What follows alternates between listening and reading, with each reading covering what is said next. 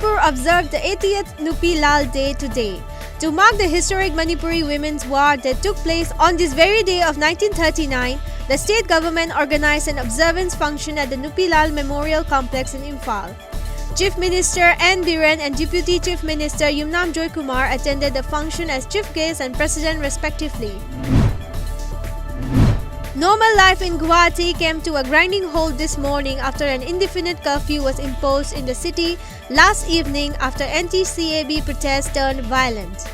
Media reports said that several vehicles in the city were set ablaze by the angry protesters, forcing the district administration to impose a curfew and call in the army. Most of the streets wore a deserted look with vehicular traffic mostly remaining off the road. Against the backdrop of violent protests in Assam opposing the Citizenship Amendment Bill, Prime Minister Narendra Modi assured the people of the state today that they have nothing to worry about the new law. In a series of tweets, in both Assamese and English, the Prime Minister said he personally and the central government are totally committed to constitutionally safeguard the political, linguistic, cultural and land rights of the Assamese people as per the spirit of Clause 6. All Manipur Students' Union has demanded unconditional release of union leaders within 24 hours. In this regard, MSU held a press meet at DM College of Arts. The union threatened that the ongoing semester examination will be boycotted if the authority does not fulfill the demand.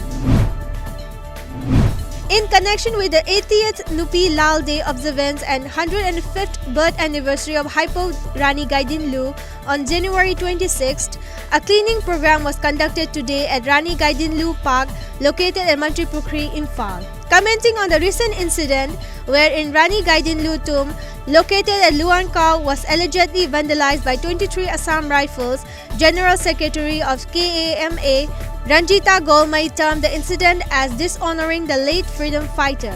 She asserted that KAMA strongly condemns the incident. She also urged the state government to look into the matter.